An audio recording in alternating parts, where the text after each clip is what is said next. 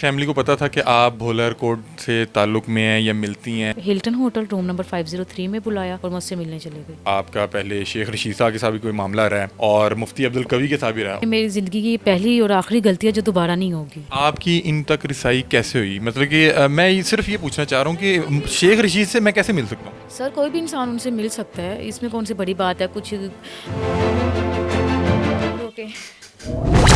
जब इसने आपको बुलाया आप होटल में गई, इतनी देर बाद जो शैतानियत थी बाहर आई? सर बस जाने अनजाने में मुझसे गलती हो गई। गलती थी? मुझे पीछे की तरफ धक्का दिया तो बस फिर इसने मेरी साथ ज्यादती की। कंटिन्यूसली उनके साथ कांटेक्ट में थे डीएसपी साहब। वो कहता है कि ये मुझसे खुद मिलना चाहती थी, मुझे ऑफर्स कराती थी। मैं तो सिर्फ उसे इतना कहूँगी कि अपनी इन गलीज घटिया और बगैरती वाली हरकतों से बाज आ जाए तो इसके लिए अच्छा हो। आपकी इसमें ज़्यादा गलती मुझे लग रही है कि आपको अपने वालिदैन के साथ जाना चाहिए था, एक ऐसे बंदे के पास। मुझे ब्लैकमेल भी किया जा रहा है, मेरी फैमिली के साथ इसने कांटेक्ट किया, किसी के हाथ तो मारी जाएगी। कुछ लोग इसको पब्लिसिटी स्टंट भी कह रहे हैं, तो इस तरह के कोई मामला तो नहीं है? देखिए सबको पता है शेख रशीद एक जानी मानी शख्सियत है। उनकी वो जो किताब है लाल हवेली से इक़वाम मुहतदा, यार रोक गए मेरे पास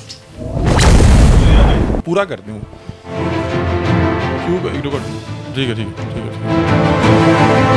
आप इनसे हेल्प कर लें, ये आपकी बहुत हेल्प करेंगे। बताएं कैसे। अस्सलाम वालेकुम नाज़रीन, मैं हूं आपका मेज़बान अली हमज़ा और आप देख रहे हैं डेली पॉइंट। नाज़रीन, आपने सोशल मीडिया पर एक ख़बर को बहुत ज़्यादा गर्दिश करते देखा होगा। वो एक मशहूर टिकटॉकर है वाह आसा, जो कंटेंट के नाम पे गालियां बेचता है। उसका कोई रेप केस सामने आया है। जो रेप का विक्टिम है शाइस्ता तालिब, वो आज हमारे साथ मौजूद है और उनके वकील साहब राना अली हुसनैन साहब भी हमारे साथ मौजूद हैं। तो आइए विक्टिम से जानते हैं, उनके वकील से जानते हैं केस है क्या और कहाँ पर बुला के किस तरह से इनको ज़्यादती का निशाना बनाया गया। आइए उनसे बात करते हैं। अस्सलाम वालेकुम। वालेकुम अस्सलाम। अच्छा, मुझे आप सबसे पहले ये बताएं कि आपका भोला रिकॉर्ड जो है उसके साथ रब्ता किस तरह से हुआ? आप उसके जानने वाली हैं, कोई फ्रेंड हैं, दोस्त हैं, कोई रिश्तेदार हैं, क्या मामला था? सर मेरा उसके साथ कांटेक्ट एफबी के थ्रू हुआ था। हम लोगों ने नंबर एक्सचेंज किया था, तो हमारी तकरीबन 1 साल से बातचीत होती रही है और इस दौरान मेरी 3 से 4 दफ़ा इसके साथ मुलाकात हुई है पब्लिक प्लेस पे। मैं कभी भी सेपरेट नहीं इससे मिली। हम लोग मिलते थे, वीडियो वगैरह बनाई टिकटॉक पे और बस इससे ज़्यादा मेरा इसके साथ कोई रिलेशन नहीं था। अच्छा, मुझे ये बताएं कि आपको क्यों ज़रूरत पेश आई कि आपने भोला रिकॉर्ड को एफबी पर सर्च किया या उसको कांटेक्ट किया, या आप इससे बता रही हैं कि 4 बार मिली पब्लिक प्लेसेस पे? आपको क्या ज़रूरत पेश आई? आप इसकी कोई फ़ैन थी? वो कहता है कि ये मुझसे खुद मिलना चाहती थी, मुझे ऑफ़र्स कराती थी, कुछ इस तरह की बातें करता है वो। सर वो आपको पता है टिकटॉकर कितने फेमस होते हैं, तो मोस्टली लड़कियां उनका नंबर ले लेती हैं कि हम लोग इनके साथ टिकटॉक बनाएंगे। चलिए अगर वो कहता है कि मेरी फ़ैन थी या ये टिकटॉक बनाना चाहती थी, ठीक है, मैं बनाना चाहती थी टिकटॉक, इसकी हद तक तो इसकी बात बिल्कुल ठीक है, लेकिन जो इसने मेरे साथ किया इसे वो नहीं करना चाहिए था। शाइस्ता, मैं यहाँ पे आपसे ये पूछना चाहूँगा कि देखें यहाँ पे लाखों टिकटॉकर्स हैं और मैं बहुत टिकटॉकर्स को जानता हूँ, बहुत अच्छा कंटेंट भी कर रहे हैं। आपको नहीं लगता कि आपने जो टिकटॉकर चूज़ किया वहाँ पे आपसे गलती हुई? क्योंकि ये तो टिकटॉक के आने से पहले भी गंद बेच रहा था, टिकटॉक पर भी गंद बेच रहा था। मुझे नहीं याद कि इसने आज तक कोई ऐसा कोई कंटेंट बनाया हो कि जिसको मैं अपनी को फैमिली के साथ बैठ के देख भी सकूँ। सर ये मेरे ख्याल में गलती नहीं, मुझसे बहुत कबीरा गुनाह हुआ है जिसकी शायद माफ़ी ना मिले। जो मैंने इस पर ट्रस्ट किया, इसको लाइक किया, इसके साथ वीडियोस वगैरह बनाई टिकटॉक पे, मेरे ख्याल में मेरी ज़िंदगी की पहली और आखिरी गलती है जो दोबारा नहीं होगी। तो अच्छा, मुझे बताएं कि ये किस दिन का वाक़या और मामला किस तरह से स्टार्ट हुए? उस दिन इसने आपको किस तरह से बुलाया? आप क्या करने क्या गई उस होटल में? सर ये 21 का आई थिंक सो है, ये 21 फ़ेब का इंसिडेंट है। ये कुछ फैमिली प्रॉब्लम्स हमारे चल रही थी, तो मैंने इसके साथ डिस्कस किया। आपको पता है टिकटॉकर है, तो इनके वो ये कहते हैं कि हमारे लवर्स, इतने लवर्स हैं, हेटर्स हैं, जो भी है। तो इसने मुझे कहा कि डीएसपी, एसएसपी, एसएचओ मेरा जानने वाला है, तो आपका ये जो मसला है ना, कहाँ मतलब कि पुलिस स्टेशन में जाती रहोगी, वहाँ पर आपकी मतलब कितनी जल्दी नहीं सुनी जाएगी। तो मेरे एक दोस्त है, मैं डायरेक्ट आपकी उनसे बात करवा दूँगा, तो आप फ़ेस टू फेस उनसे बात कर लेना, तो आपका ये मसला सॉल्व आउट हो जाएगा। तो इस गुनाह पे इसने मुझे हिल्टन होटल रूम नंबर 503 में बुलाया और मुझसे मिलने चले गए। अच्छा शाइस्ता, पहले आप मुझे ये बताएं कि आप ना थोड़ा बैकग्राउंड बताएं कि आप पढ़ी लिखी हैं? जी सर बिल्कुल। आपने क्या पढ़ा हुआ है? मैंने एफए किया हुआ है। आपने एफए किया हुआ है।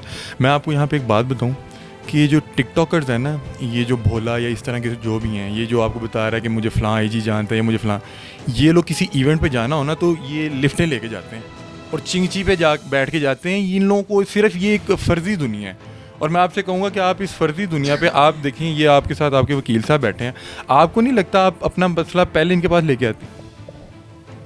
सर मैं आपकी बात से बिल्कुल मुत्फिक हूँ, मुझे इतना नॉलेज नहीं था। मैं तो इसके खिलाफ, मैंने आपको बताया, सब लोग मुझसे पूछ रहे हैं कि 21 को आपके साथ ऐसे हुआ, आपने 22 को एफआईआर क्यों दर्ज करवाई। सर मैं बहुत ज़्यादा प्रेशर में चले गई थी, मेरे साथ ये वाक़या पहली दफ़ा हुआ, मुझे कुछ समझ नहीं आ रही थी मैं क्या करूँ। इसके साथ मेरी रात को उसी दिन, उसी तारीख को रात को मेरे इसके साथ मतलब कि थोड़ी सी बहस हुई है। आफ्टर ये रेप या उससे पहले? ये आपका डेट, तो उसी दौरान मैंने रात को इससे कांटेक्ट किया। मैंने कहा कहाँ पर थे तुम्हारे वो डीएसपी साहब जिन्होंने आना था, तुमने मिलवाना था। आप अभी भी इस वाक़ये के बाद भी एक्सपेक्ट कर रही हैं कि वो अभी भी मुझे पुलिस वाले से मिलवाता? नहीं नहीं नहीं सर, ये बात नहीं है। मुझे गुस्सा था उस पर बहुत ज़्यादा कि भाई तुमने एक मतलब कि मुझे झूठ बोल के बुलाया, वर्गलाया, बातें की कि मैं डीएसपी साहब से मिलवाऊंगा तुम्हें, और तुमने मेरे साथ ज़्यादती की। ये कहाँ का असूल है? अब अपनी बात पे देखे ना, अगर उसने मुझे उस पर ट्रस्ट था या मैंने उस पर यकीन किया और चले गई, तो उसे चाहिए था ना कि मेरे साथ ऐसे ज़्यादती ना करता। आपका नाम पहले भी बहुत सी शख्सियत के साथ जोड़ा जा चुका है। मैंने सुना है कि आपका पहले शेख रशीद साहब के साथ भी कोई मामला रहा है और मुफ्ती अब्दुल कवी के साथ भी रहा है, और ये दोनों करैक्टर भी मशकूक हैं जिस तरह से भोला रिकॉर्ड है। मेरा उनके साथ ऐसा वैसा कोई रिलेशन नहीं था। और रही बात मुफ्ती अब्दुल कवी की, वो भी बहुत मोअज़्ज़िज़ और काबिल एहतराम है मेरे लिए। लेकिन दोनों ज़रा मशकूक हैं। मैं बात आपसे ये पूछ रहा हूँ कि आपने इन पे कोई एफआईआर या कभी कोई करवाई है? नो नो सर, ये झूठ है। ये बोला रिकॉर्ड जस्ट एक प्रोपेगेंडा कर रहा है मेरे अगेंस्ट, ऐसी कोई बात नहीं है। आपकी इन तक रिसाई कैसे हुई? मतलब कि मैं सिर्फ ये पूछना चाह रहा हूँ कि शेख रशीद से मैं कैसे मिल सकता हूँ? सर कोई भी इंसान उनसे मिल सकता है, इसमें कौन सी बड़ी बात है। कुछ ओके, देखिए सबको पता है शेख रशीद एक जानी मानी शख्सियत है। उनकी वो जो किताब है लाल हवेली से अक़वाम मुत्तहदा, यार रोक गए मेरे पास। चलिए आ जाए। अच्छा, बहरहाल आपने उससे उसके बाद बात की, आपने कहा कहाँ था वो और क्या फिर उसने आगे से बातें की? खैर फ़िलहाल मैंने उसके बाद इसके बारे में सोचा, मैंने कहा नहीं, इसे इसकी माफ़ी नहीं है। देन मैंने नेक्स्ट डे जो है 15 पे इसके ख़िलाफ़ एप्लीकेशन दी और एफआईआर दर्ज करवाई, और पुलिस ने मेरे साथ उसी टाइम कोऑपरेट किया, इसके ख़िलाफ़ इन्वेस्टिगेशन शुरू की। और मुझे उम्मीद है इंशाल्लाह कि बहुत जल्द ये जो है अरेस्ट भी होगा और उसे सज़ा भी मिलेगी। आफ्टर दिस इंसिडेंट उसने कोशिश नहीं की कि किसी तरह से आपको वर्गलाए कि देखो कोई बात नहीं, हम दोस्त हैं या जो भी, कि आप पुलिस तक ना जाएं? देखें, रेप एक बड़ा संगीन जुर्म है, जिस पे भी लगता है उसके लिए भी ठीक है, और जो लगाता है उसकी भी ज़िंदगी ख़राब होती है। तो उसने आपको किसी तरह से मनाने की कोशिश नहीं की? देखें, जो होना था वो हो गया। नॉर्मली तो एक बंदा गुनाह करके कोशिश करता है कि मैं किसी तरह से बच जाऊँ। सर इस मेरे ऊपर मतलब थ्रेट्स भी मिल रहे हैं, मुझे ब्लैकमेल भी किया जा रहा है। मेरी फैमिली के साथ इसने कांटेक्ट किया गुज़िश्ता रोज़, और इसने उनसे बात की घर वालों से कि इसी को मेरे ऊपर जो एफआईआर दर्ज करो इसे वापस ले, नहीं तो मतलब कि किसी के हाथों मारी जाएगी। तो सर इसके ऊपर जो एलिगेशन है वो ये कह रहा है कि वो गलत है, ऐसी कोई बात नहीं है, मेरे साथ ज़्यादती हुई है, मुझे इंसाफ चाहिए और मिलेगा भी इंशाल्लाह। और मैं कभी भी इसकी ये झूठी बातों में, थ्रेट्स में आकर घबराने वाली नहीं हूँ, ना ही पीछे हटने वाली हूँ कि ये कहे कि मेरा फ़लाँ आईजी और फ़लाँ डीएसपी एसएचओ जानने वाला है तो उसके थ्रू ये मुझे नुकसान पहुंचाएगा, ऐसा कुछ भी नहीं है। ऐसा मुझे लास्ट में बस थोड़ा सा ये बता दें कि जब इसने आपको बुलाया, आप होटल में गई, तो वहाँ पे क्या मनाजिर थे? कितनी देर बाद उसका जो शैतानियत थी बाहर आई, और कितनी देर आप इस अजियत को वहाँ पे सहती रही? सर मैंने तकरीबन 2 घंटे होटल में वेट किया। मैंने ये उनके बोले के पास? जी जी बिल्कुल, ये कॉन्टीन्यूसली उनके साथ कॉन्टैक्ट में थे डीएसपी साहब के। तो मैंने इनसे पूछा, मैंने कहा वो आ क्यों नहीं रहे? तो इसने टाल मटोल करना शुरू कर दिया, वो आ रहे हैं, वो पीएसएल में बिज़ी आते हैं, ये है वो है। जब एक घंटा सवा घंटा गुजरा तो मैंने कहा मुझे जाना चाहिए। तो मैं उठकर दरवाजे की तरफ गई हूँ, तो इसने मुझे पीछे की तरफ धक्का दिया, तो बस फिर इसने मेरी साथ ज़्यादती की। और कितनी देर उसके बाद आप वहीं पे रही हैं? फिर मैं उसके बाद आ गई थी। बता रही हैं ना कि आप जाने लगी, उसने आपको खींचा, और उसके बाद जो भी उसने किया, तो ये प्रोसीजर कितनी देर? उसके साथ बहस हुई थी, मैंने कहा ये आपने अच्छा नहीं किया, मैं आपको छोड़ूंगी नहीं। ये वो जाहिर सी बात है, मेरे साथ ज़्यादती हुई थी, मुझे गुस्सा था, और इस बात की माफ़ी भी नहीं है, छोड़ना भी नहीं चाहिए उसे। तो खैर इसने मेरी बात को शायद सीरियस नहीं लिया, या इसे लगा था कि शायद ये इतनी स्ट्रॉन्ग नहीं है, मैं पता नहीं क्या हूँ क्या नहीं, तो ये क्या कर लेगी। लेकिन मैंने इससे बताया कि अगर ये लोग ये कहते हैं ना कि हम स्ट्रॉन्ग है और अगला बंदा कम मतलब कि वीक है, उसके मतलब कि इतनी फाइनेंशियली वो मतलब कि उसे सपोर्ट नहीं है या उसकी फैमिली सपोर्ट नहीं करी, तो इन जैसे लोगों की गलत फहमी होती है। आपकी फैमिली को पता था कि आप भोलर कोट से ताल्लुक़ में हैं या मिलती हैं, या आप उससे कोई हेल्प लेने जा रही हैं? सर आपको पता है ये टिकटॉकर हैं, इनके हज़ारों लोग लवर्स भी होते हैं, इनके हेटर्स भी होते हैं, तो इनके साथ तो वीडियोस वगैरह लोग बनाते रहते हैं टिकटॉक पे, पब्लिक प्लेस पे। आप एक बंदे से हेल्प लेने जा रही हैं उसकी प्राइवेट प्लेस पे, तो आपके वालिदैन को ये बात पता थी?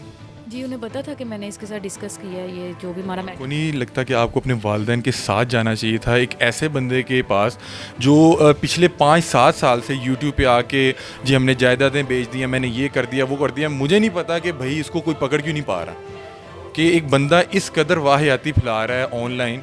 आपको नहीं लगता कि आपको किसी अपने सरबराह के साथ जाना चाहिए था, क्योंकि ये बंदा था भी उस तरह? आपको उस घंटे डेढ़ में फ़ील नहीं हुआ, कोई थ्रेट फील नहीं हुआ? आपको डर नहीं था कि यार ये बहुत ज़्यादा हुआ था।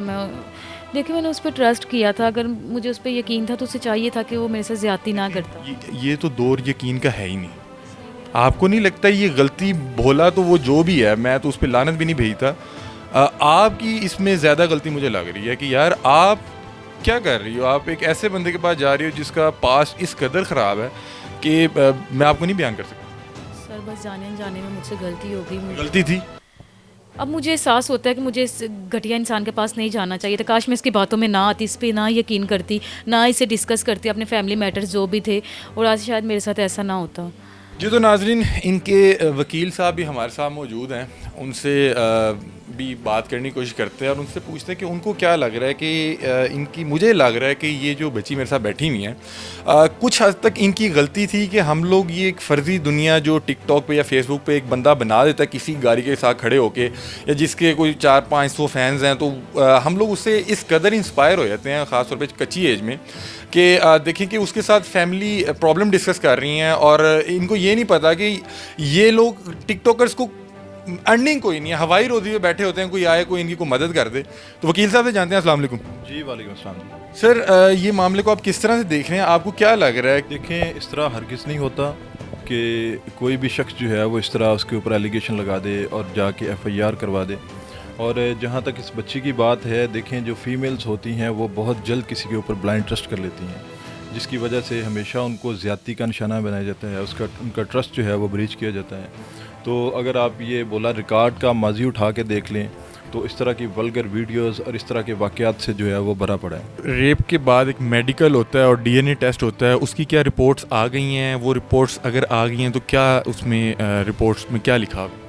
जी बिल्कुल, जब भी कोई इस तरह का रेप केस होता है तो उसके बाद मेडिकल रिपोर्ट आती है। यहाँ पे इनकी जो इनिशियल मेडिकल रिपोर्ट है 1-2 दिन में इंशाल्लाह वो सामने आ जाएगी, मंजर आम पे होगी। और जो DNA रिपोर्ट होती है उसमें थोड़ा सा टाइम रिक्वायर्ड होता है, वो आफ्टर 3-4 मंथ जो है इंशाल्लाह वो होपफुली आ जाएगी। तो जैसे ही रिपोर्ट सामने आएंगी सारे जो हैं वो हकायक जो हैं वो सामने आ जाएंगे। भोले को तो बेल मिल गई है, वो तो बड़ा ऐसे चौड़ा होकर फिर रहा है, तो सर मुझे बताएं कि क्या रेप केस में बेल मिल जाती है? देखें, जो जहाँ तक बेल की बात है, वो 302 का अगर कोई मर्डर केस भी हो तो प्री अरेस्ट बेल जो है वो मुलज़िम को मिल सकती है। कुछ लोग इसको पब्लिसिटी स्टंट भी कह रहे हैं, तो इस तरह के कोई मामला तो नहीं है? नहीं सर, ऐसा कुछ भी नहीं है। जो लोग इस तरह की बातें कर रहे हैं, आप उनको क्या कहना चाहेंगे? क्योंकि आपके साथ ये मामला पेश आया है, आप एक इसके कर्म में भी होंगी, तो जो लोग इस तरह की बातें कर देते हैं कि ये सिर्फ मशहूर होने का एक स्टंट था, या ये यानी कि उसके फेम से फ़ायदा उठा रही हैं, तो क्या कहना चाहेंगे उनको? सर फर्स्ट ऑफ ऑल, कोई भी लड़की फेम लेने के लिए अपनी इज्जत की नीलामी नहीं करती, ठीक है? लोग क्या कहते हैं, इससे मुझे कोई गर्ज नहीं है। मेरे साथ ज़्यादती हुई है, मुझे इंसाफ चाहिए और इंशाल्लाह मैं लेके रहूँगा। भोले के लिए आखिरी मैसेज, क्योंकि मैं इंशाल्लाह ताला उसको जो है ना ये स्पेशली जो है ना सेंड करूँगा, कोई एक मैसेज उसके लिए दे दे, क्योंकि वो आपके लिए बहुत से मैसेजेस जो है ना सोशल प्लेटफॉर्म्स में बांट रहे हैं। मैं तो सिर्फ उसे इतना कहूँगी कि अपनी इन गलीज़, घटिया और बगैरती वाली हरकतों से बाज आ जाए तो इसके लिए अच्छा होगा। जी तो नाजरीन, ये थी शाइस्ता तालिब और उनके वकील राना अली हसनैन साहब हमारे साथ मौजूद थे। आपने इनकी गुफ्तगू सुनी।